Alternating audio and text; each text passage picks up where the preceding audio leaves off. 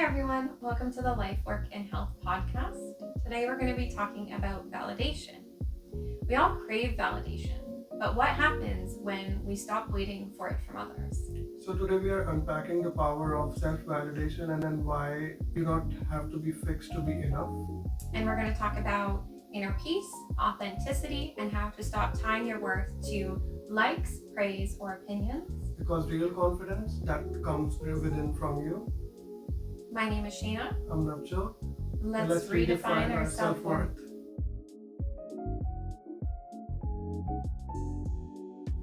So, we are first going to be talking about validation.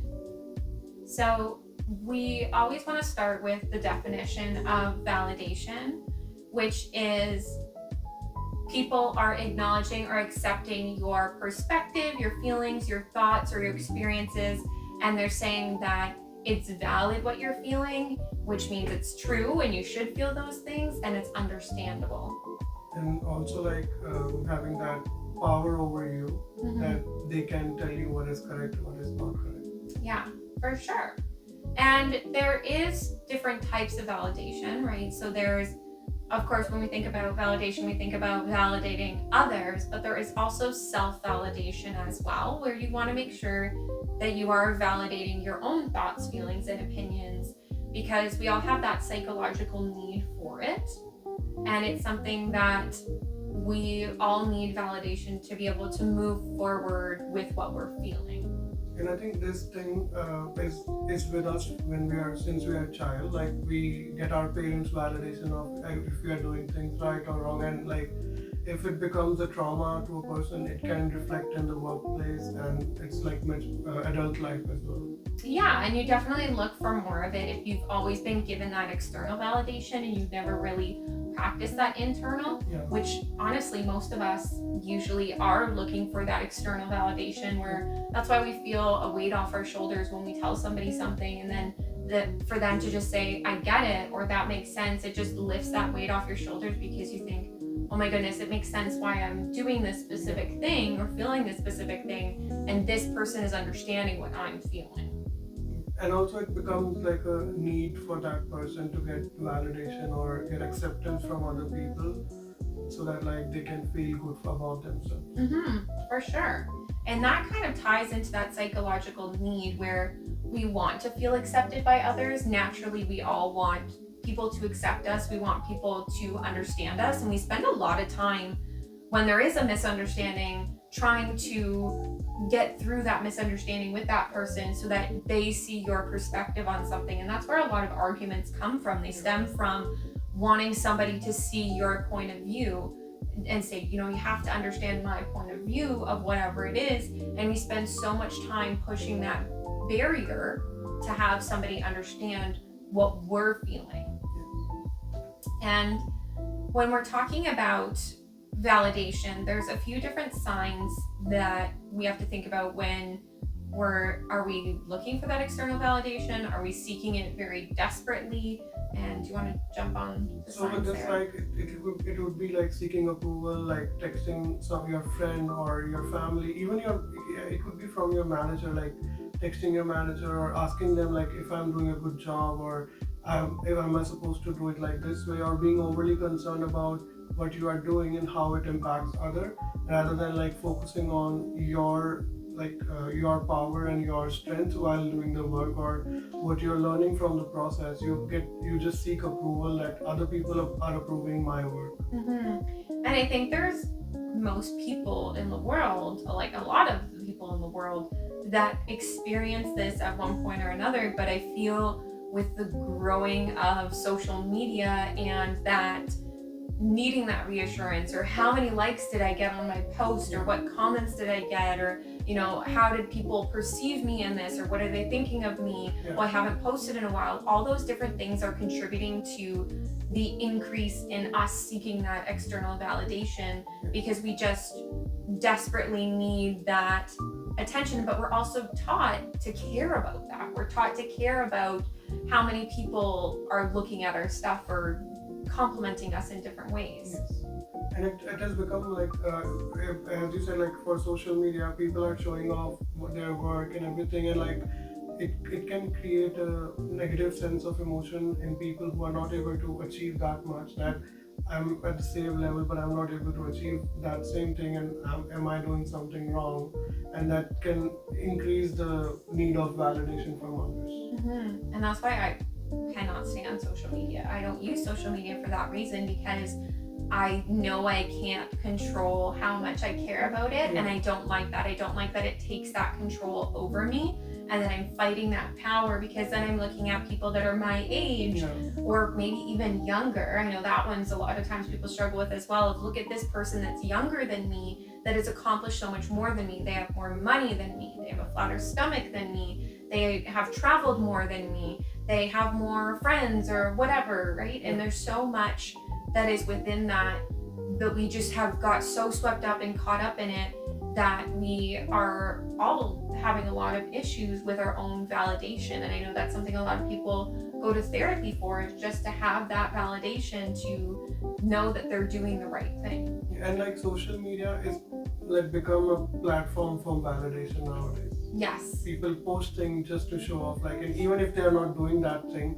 like I've seen some influencer, they just take a picture of doing donations, and they're not doing that thing. And even like going outside, like people put like green screen on the back just to show I'm going on holidays and show their followers. So like it's become a platform for validation, seeking validation from unknown people.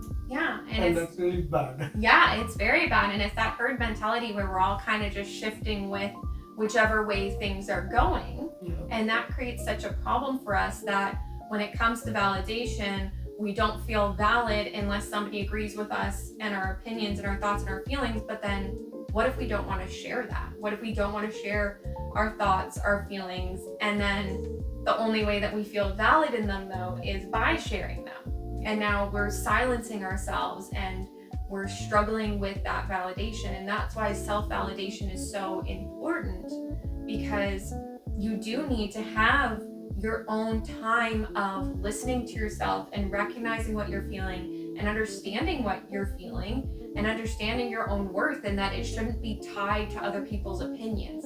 And it shouldn't matter, because the only opinion at the end of the day that truly matters, and the only one that you can change, is your own. And you have to be careful when we talk about self-validation, because it's very important to make sure that you're not constantly seeking that external validation.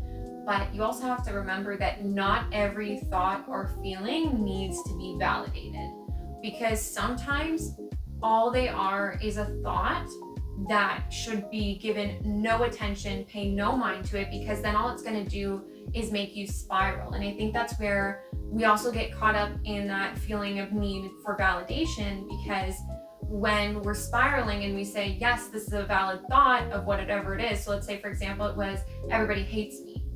And then I validate that because I go, well, I know it's important to validate my own feelings. I have now just given that power to something that has no merit at all, because there is no facts or evidence that has proven that everybody hates me. But now I have given myself that power to now spiral and feel like everybody hates me. And we all get caught up in those different types of thoughts. And I use that one specifically because I've been in those spirals before. And you're, analyzing everything around you, and you're trying to really look for those facts or feelings to prove whatever you've spent so much time and energy on. But you don't always have to do that. You don't have to validate every thought or every opinion, because sometimes all it is you think about it, you say, that's not worth my time, out the brain it goes. Yeah. It's similar to the red card theory that we talked about in, I think, previous videos. Like if you're going out and just hoping to see red cards, you'll only see red cards. So if you have some pre-notions about yourself that everybody hates me, every sign you will see is like everybody hates you. You'll not see the signs that everybody loves you. You'll just focus on that part, that, oh, this person did this to me because they hate me. Like there could be a hidden positive thing in there, but you will not see that because you have a preconceived notion about the thing. Yeah, absolutely. And I think that's a really good comparison of the red card theory, again, used here. And this is something that will probably happen to us a lot throughout the podcast, because there's so much interconnectedness that so many different types of theories or thoughts or perspectives go with what we talk about, the different things we talk about, because they help to explain that interconnectedness of everything, and that it really applies to validation right now as well. And I think it's important to always keep that in mind and thinking and asking yourself the question, does this need to be validated? Or what facts or evidence have proven that this specific thing is true? Then you decide from there, is this worth that self-validation, or is it something that I should pay no mind to? Right? And that's something that you really have to, when you talk about self-validation, you really have to think about, is this worth my time? Because you don't want to put all that time and energy into self-validation for something that's not really going to help you or benefit you in any kind of way. And that brings us into what is self-validation. So it's like validating your own thoughts that I am doing right, like whatever I'm doing, or like validating your positive emotions and accepting the negative emotions that come with it, because everybody will have both sides. Like it's not just they will have negative emotion or positive. You have to be sensible enough to understand which is a positive emotion and which is a negative emotion I have to discard. And after that, accepting your work and your worth and knowing it from within that I did my best. And if other people doesn't like it, it's their problem, not my problem, because I did my best I can do. And doing your best that you can do. Yeah, and that's, of course, all anyone could ever ask of you is do your best. And it is important to always try to put your best foot forward. And when you do that, then you know that you're confident, I've done the best I can, right? But if you don't and you make certain choices, then it might be, well, maybe I didn't do the best thing I can. And something I want to add on to that as well about the positive and negative emotions is so many people spend so much time and energy trying not to feel negative emotions. Yeah. Right? Where they're just like, well, I don't like to feel angry, or I don't like to feel sad, or I don't like to feel nervous. Nobody's like, I love that I'm so angry today. Right? You know what I mean? Like, it just doesn't make sense. But when people spend so much time doing that, all they're doing is really shoving those emotions down. And they're gonna come out in other ways anyways. And it's important for your validation that you're acknowledging, like you said, all of the positives, but also all of the negatives as well. You can't just say only positive is gonna be validated, because you're ignoring a completely other half of your emotions, that your brain is just gonna become confused about the validation. And then when you're feeling those negative emotions, you're not gonna know how to cope with them. You're not gonna know how to validate them and accept them, because you've spent so much time saying, well, no, they don't actually exist, when they do exist. And eventually they'll overshadow those positive ones. Yeah. And you're going to be stuck in this turmoil, and you're not going to know how to get out, because you've created this big issue without validating those negative emotions that we all feel at some point in time, and nobody likes to feel them. But when you do feel them, when you validate them, it helps you to move forward to have more positive thoughts. Yeah, I would just like to add one thing with self-validation. Like when we were talking about giving your 100%, and we have to understand that my 100% might be someone else's just 5%. So the comparison should not be there. Like you should not compare yourself to others, because maybe your 10% would be someone else's 100%. So like do your best and don't focus like what he's doing or what she's doing. Do like what you can do the best, and don't compare yourself with others as well. Yeah, and that makes me think of, I've heard it quite a few times, where somebody is always going to be smarter than you. Yeah. Somebody is always going to be prettier or more handsome or better looking than you. Somebody's always going to handle a situation better than you. Somebody's always going to have more money than you. Like there's always going to be somebody that has something more than you. So I completely agree. You need to focus on you and what you're doing and what you're feeling, because two people can deal with a situation completely different. In the same way, I've had this conversation with quite a few people where they go, well, I don't understand why they're so worked up over this specific thing. I have these 20 things going on and I'm not, feeling the same way that they are. Well, one thing for them could be the equivalent of the 20 for you, right? And you can't compare those. And I know we've kind of talked about that a decent amount as well, talking about that comparison. But it is really key when you're thinking about validation for yourself, but also for others around you, which we'll get to as well when we're talking about validating others and not comparing how you're feeling, because then that's how you would lose that ability to validate someone, and you're more likely to invalidate them because you would go, well, I've got all these things going on and I'm not feeling what you're feeling. And all of a sudden you've created this negative situation for this person and they're feeling guilty for how they're feeling. So with self-validation, it really matters because you shouldn't ever solely rely on something external, right? That goes with anything. Same with something like motivation. You shouldn't rely on the external because that's where anxiety and low self-esteem come from. But then there isn't always going to be someone there to validate you, right? If you're spending some time alone and you're, for example, myself, I was home alone yesterday. If I'm home alone and I have a feeling or an emotion and I need that person to validate me from the outside, but I have no source of it, then I'm not going to be able to feel or experience what I need to get through that situation. And also, when we talk about getting validation from others or relying on others for validation, like I've heard a theory about like when we get validation from someone, like our brain releases dopamine and it becomes a habit that we need that dopamine. We feel less worth it, or we feel like very bad when someone doesn't give the validation. So it ties up in your brain psychology. So it'll affect you in long term as well. Mm-hmm. Yeah. Well, and that's it. You got to think about long term all the time, right? Of how is this going to impact me 6 months from now, a year from now? Because like we talked about in our last video, that hypothetical backpack, you carry it with you in everything. So that's a really good point as well for that. So when you are not focused on self-validation and only solely focused on that external validation, you will be addicted to checking things like social media to see how many likes did I get on this, or I need this praise, or constantly seeking people's praise of, oh, do you like what I'm wearing today? Or how does my hair look today? Do you like my makeup today? Right? Asking questions like that, where you're trying to get that constant validation, is going to then tie your self-worth to those people's opinions, when in reality, the most important opinion is your own. And then if somebody doesn't have a positive thing to say, so for example, if I said to Navjot, I'd be like, oh, how do you like my outfit today? And he's like, oh, not really my favorite outfit, that which we know he would say.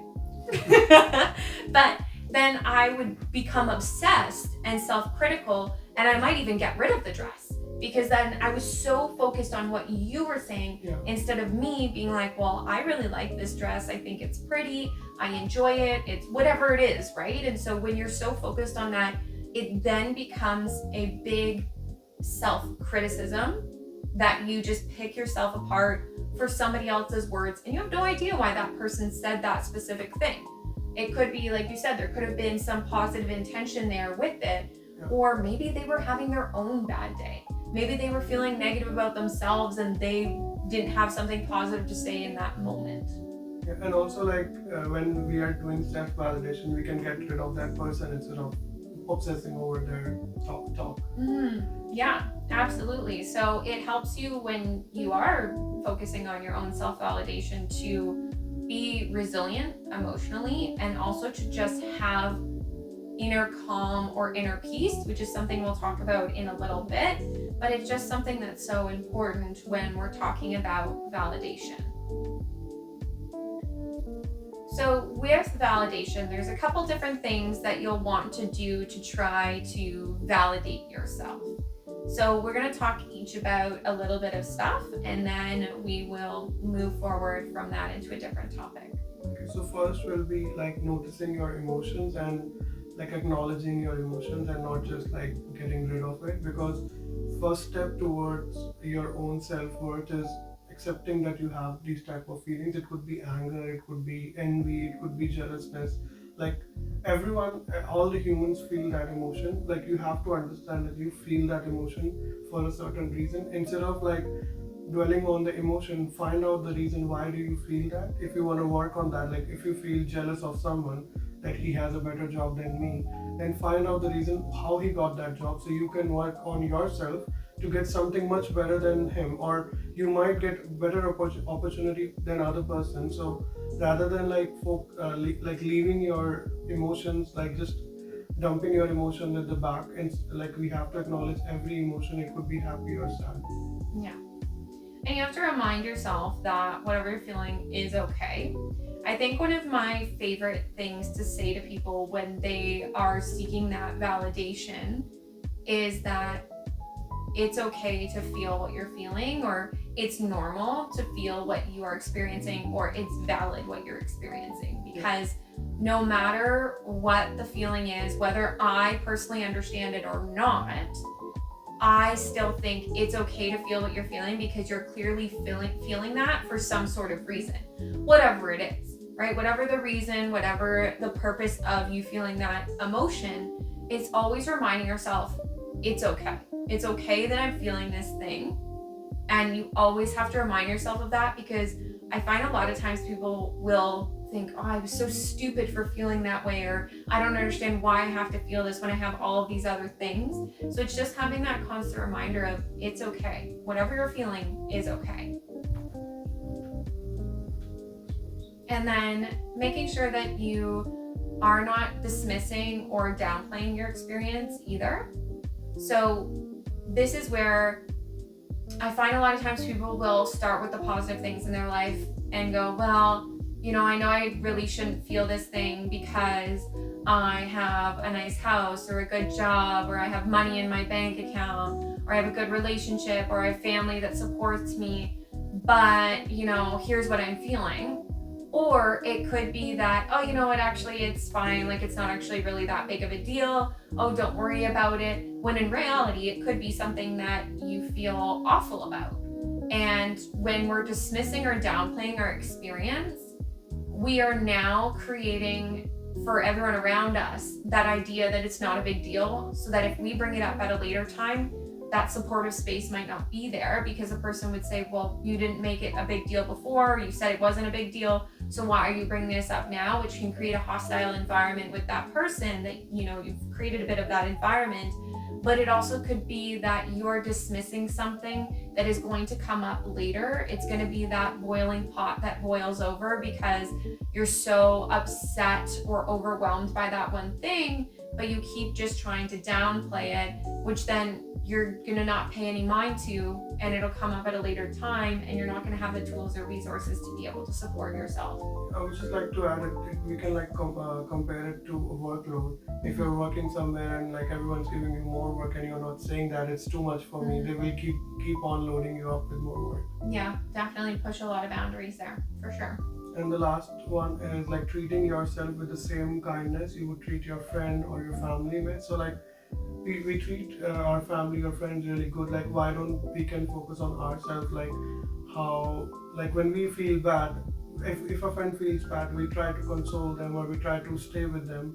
And like we need to do that for ourselves as well. Like it could be in any way, like it could be doing any activity that you love, or and just relaxing yourself, or talking to a therapist, or talking to a family member could be thing. Like accepting that like you need to be focused on yourself and be kind to yourself. Don't be so hard on yourself. I know that's one of my least favorite questions ever. I've been asked it a lot, especially by therapists that I've had in the past, where I would say something and they would say, well, what would you say to your friend if they were experiencing this thing? And I would hate that question, because what I had said to myself versus what I would do would be two completely different things, and I knew they would catch me in that. And so it was my least favorite, because it would demonstrate an area of growth, which then means work, right? And so a lot of times it would be hard, but it's also very beneficial to think about, yeah, I don't talk to my close friends or my family in that way, but I talk to myself that way, and I tear myself apart. So why am I doing that to myself? That doesn't make sense, but doing it for other people, for sure. Now, there are 4 steps to validating yourself. So we're going to go over these different 4 steps. So the very first one is to notice how you feel and what you need.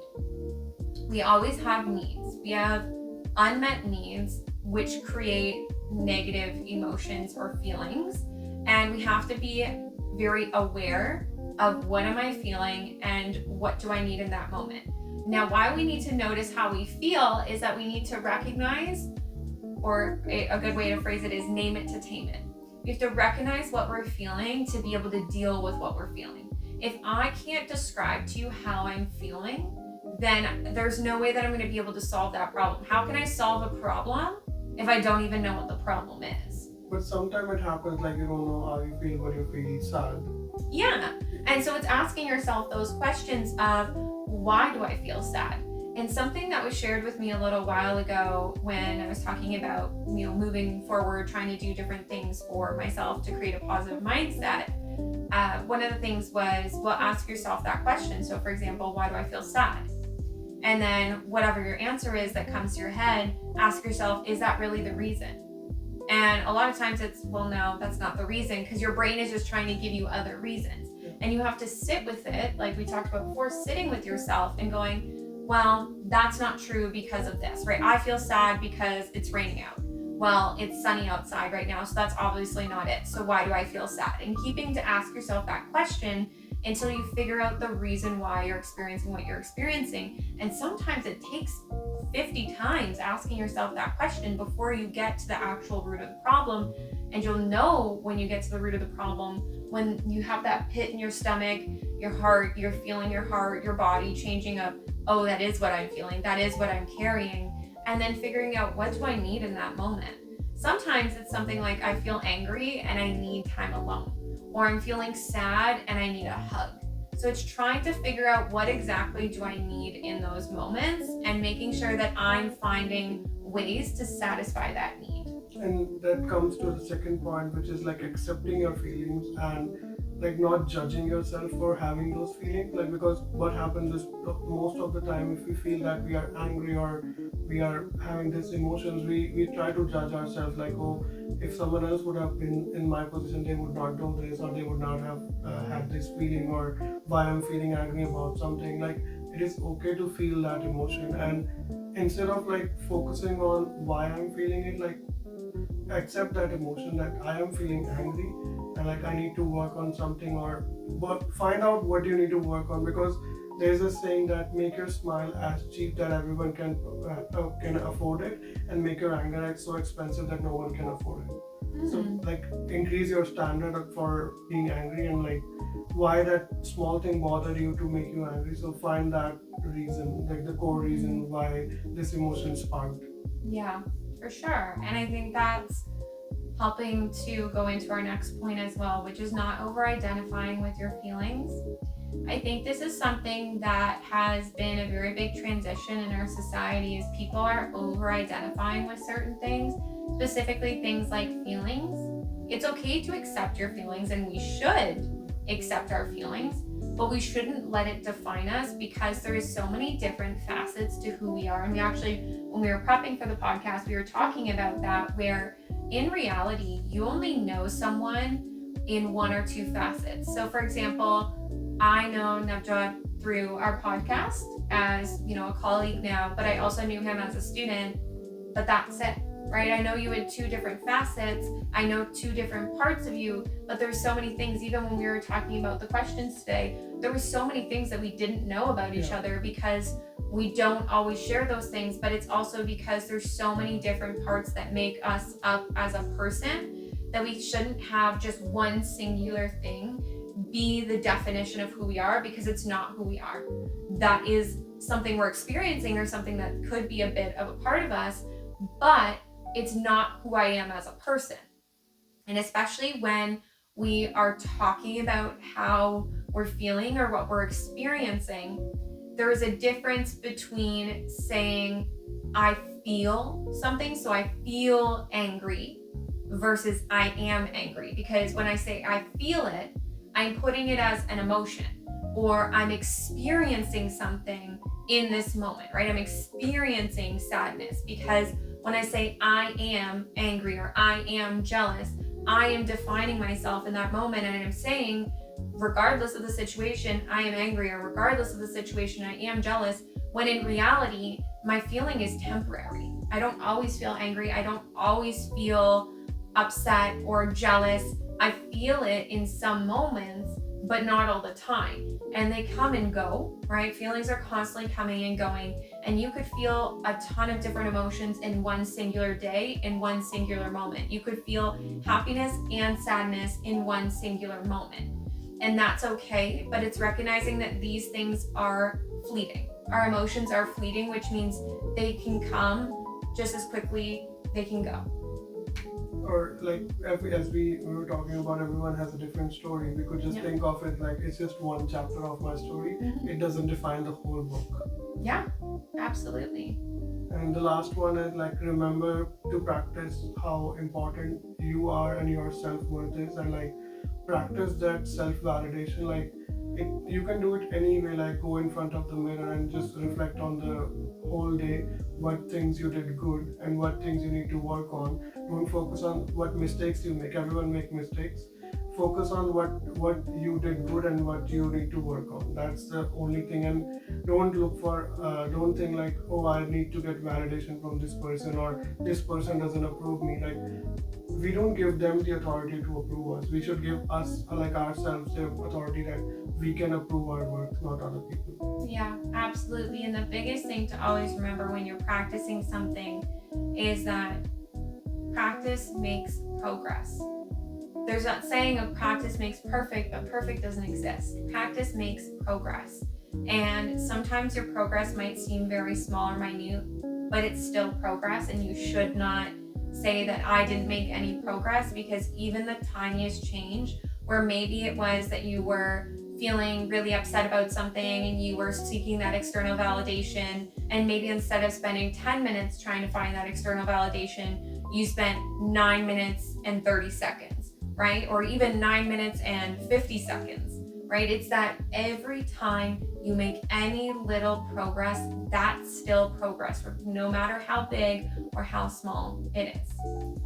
So when we're looking at healthy validation and seeking healthy validation, because there is a thing as healthy validation, we have to know what is healthy validation versus unhealthy validation.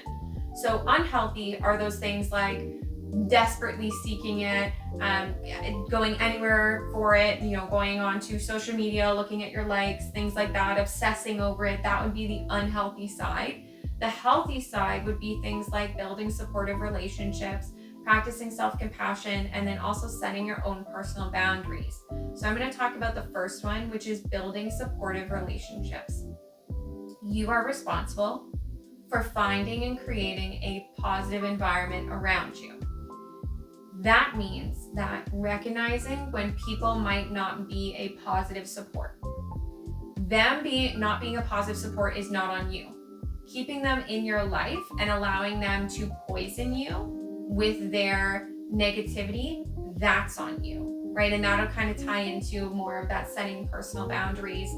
But you have to think about who is in my friend group, who are the people that I can go to, and it's always quality over quantity. You should never think I have this many friends, I'm so popular. It's who could I go to? Because I find a lot of times when I talk to people about that, there might be one or two people that when something's going on, those are the people they would call. And those are the ones that are those supportive relationships that you need to build and maintain. Because if you have that person and you spend no time building that relationship with them, you're not going to have that relationship to fall back onto. You have to maintain them.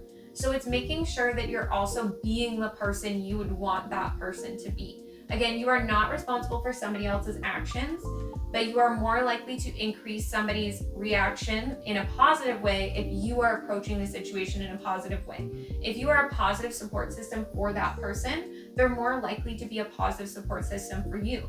And if they're not, again, that's not on you. You've done your best, like we talked about earlier, but it's recognizing that you have to be the friend that you want at the exact same time. You can't just expect people to be who you need them to be, but then not being the person that they need. And also when we talk about building supportive relationship, and we can like having a group of friends or any like person in your life that tells you what's wrong when it's wrong, and tells you in a polite way instead of being blunt about it, like tells you what you are doing something wrong and helps you work on that. Mhm. That will be one more of like having a good validation from other people who are telling you, no, you are doing something wrong here, you need to fix this, or like they help you grow more. Yeah, it's all in the way that you phrase it, because you could say the most negative thing in the world, but if you say it in a way that is positive, constructive, and supportive, it can come across 100 times better than if you just, like you said, bluntly just said something. Yeah, and the second point for the practical would be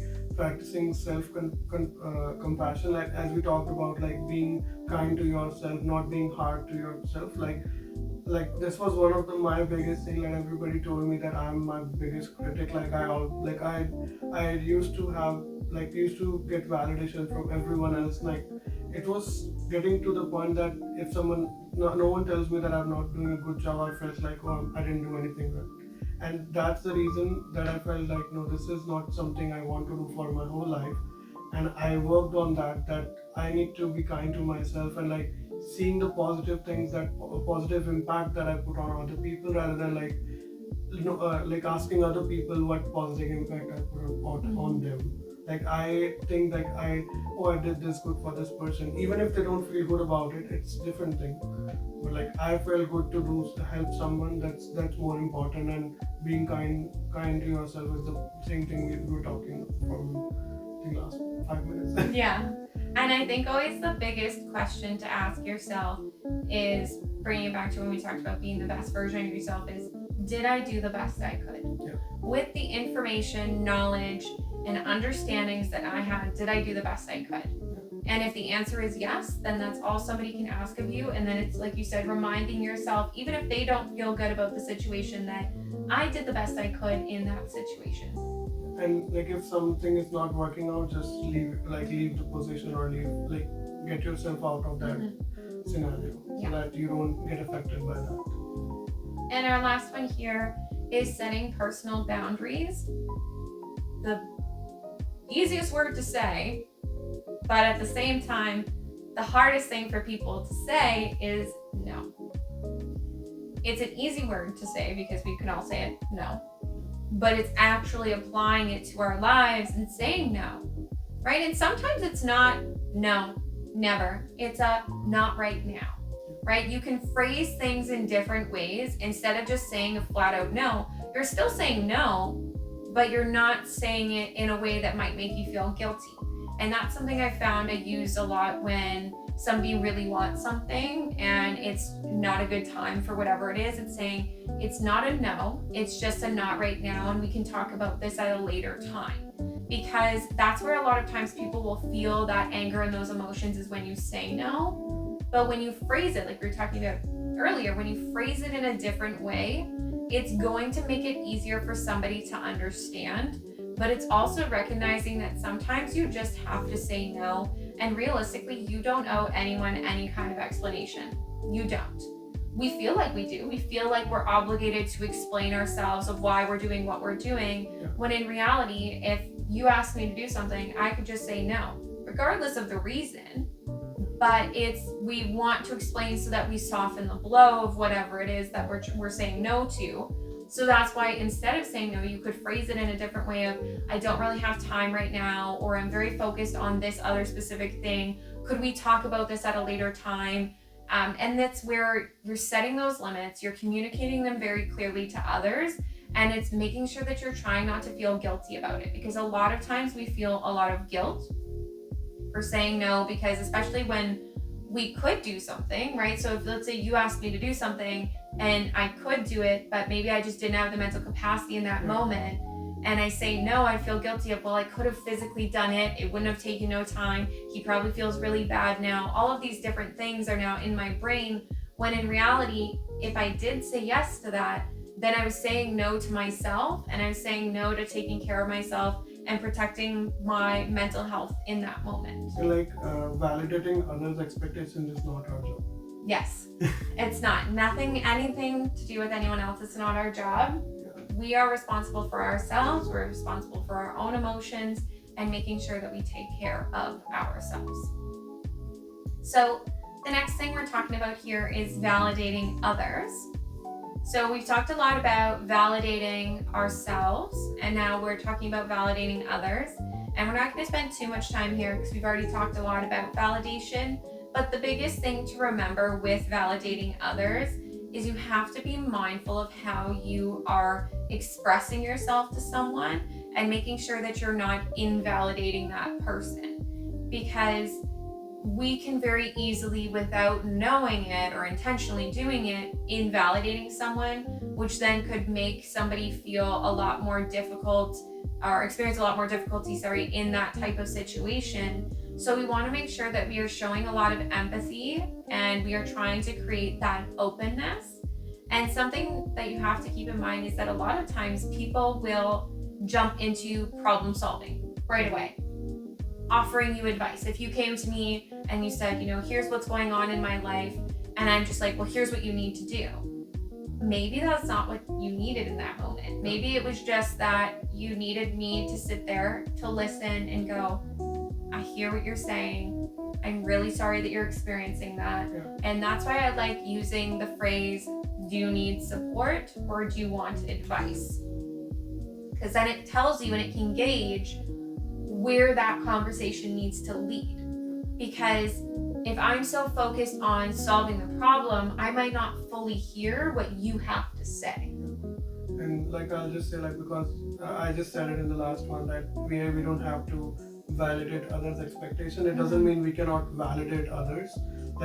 It's that topic was just in a different setting. But if someone wants to want you to do something and you're not able to do, so you don't have to validate their expectations every time. But if you have a close one or a friend, then you have to understand that they also need validation sometime. Everyone has lows and up days. So during their down days, we need to validate them in a way that they don't get addicted to our validation as well.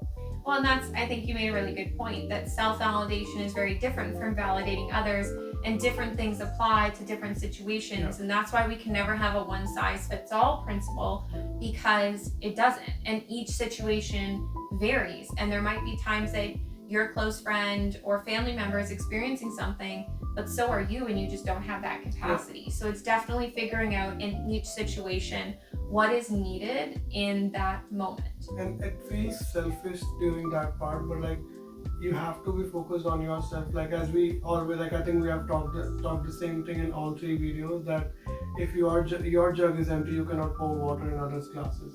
Yeah, absolutely. And so we just want to make sure that we finish off with some self-respect and validation here in this topic of validating others, is that we need to make sure that we are respecting the person, but we are also respecting ourselves, where we don't want to compromise who we are or what we're experiencing for the sake of validating another person, right? Where sometimes people are going to do things that you don't agree with. And so you don't have to say, I agree with you wholeheartedly, you should have done that specific thing. It could be, you know what, sometimes we don't make the best decisions, and it's all about moving forward from that, right? So I'm not compromising or disrespecting myself in that moment. All I'm doing is now saying to them, I hear what you're saying. This sounds like a very difficult situation, and it's important that we move forward from that difficult situation, rather than just saying I completely agree with it and not having any respect for myself. So next topic we'll be talking about is staying true to yourself and not letting everyone else influence your pathway. As we discussed earlier, that if you are focused on other people's validation, you leave the driver's seat and let them on the driver's seat, and let they influence your life and your decisions, and we don't want that to happen. So for this, you have to have that inner self-validation that I'm doing something right, and I don't need someone else's validation to tell me that if I'm going on a wrong path or if I'm doing right. And that's one really important thing, that not letting anyone else influence your path of life. Yeah, and I think a lot of times when I have these conversations with people, they'll say, well, this person did this, this, this, and this. And it's, well, don't compromise who you are for that person, right? Where you shouldn't change what you're doing or how you'd react to that situation. Yeah. When you're staying true to yourself, what that means is that regardless of the situation, I'm going to do what's best for me. And like you said, giving myself that validation of I made the best decisions I could in that moment, because that was what I needed to do for myself, because ultimately you need to live with yourself at the end of the day. Yeah. And so you need to make sure that you are taking care of yourself, you're protecting your mental health, you are protecting your growth and who you are as a human, and staying true to that regardless of who is around you, what situation is going on. And we're going to finish off here with inner peace. And when we talk about finding your inner peace, there's one thing that I want to kind of start the conversation off on that I had heard a little while ago that really sat with me, that was something very interesting, was what if you're not broken and that there's nothing to fix? So often we're saying, oh, well, I'm so broken, I have this or I have that. But what if we don't need to be fixed because we're not broken? We are not a broken person. We might feel that there's parts of our lives that aren't where they need to be, but we ourselves are not broken, because again, we have to separate what we're feeling and what we're experiencing from who we are as a person. And that goes a lot with staying true to yourself, but that also goes a lot with finding inner peace as well. And it also happens when like we let other things influence us, like things that are not in our control, that are going in our life, that if we feel that can impact us, and we feel broken because of that as well. Yeah. Like we are not able to change things, we are not able to do certain things because the surrounding doesn't allow it. And like instead of focusing on the things that we can change, we start focusing on things that we cannot change. Mm-hmm. And that's always it, right? What we can control or what we can change is a very small fraction of what is completely out of our control or what we cannot change. And so we shouldn't focus on those, like you said, because then we're going to just be chasing something that we're not going to be able to change. So it's better to put that time and energy and effort into something that you can change.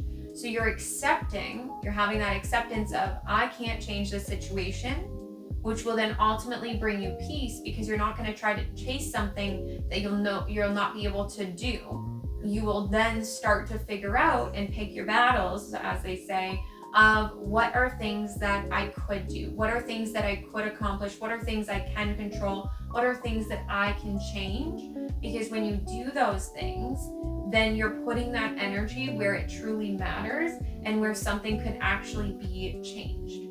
Like accept rather than suffer. Yes, absolutely. And when we talk about inner peace, it's something that we should be finding, right? A lot of times people are like, I want happiness, or I want money, or I want this, or I want that. When in reality, the biggest thing that we need is peace. Peace is what we should be searching for. Peace involves healing. It involves growth. It involves taking everything that we have learned over time and applying it to our life, and recognizing that awful things do happen, but we can move forward from them, we can heal, and we can feel peace. And we should always be asking ourselves the question, is this helping or hindering my search for peace? And funny, like the peace is the last piece in your mental health. Like as a puzzle, if you think about it. So it's the last piece that we need for our mental health. Yes. So that brings us to the end of our conversation today on validation and inner peace. We'll see you next time for our next podcast. And thanks for listening.